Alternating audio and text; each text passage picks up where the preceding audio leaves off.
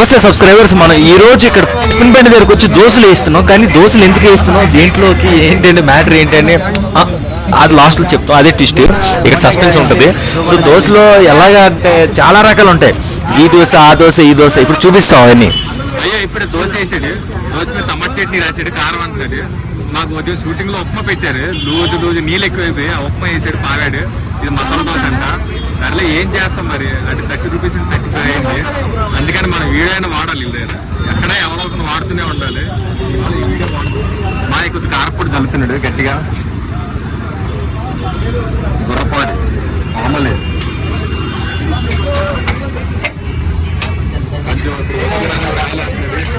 నాకు అరిసి కట్టుకుంటా అందులోకి పోతున్నా, అర్థం కావట్లేదు. బాగానే వస్తుంది. ఓకే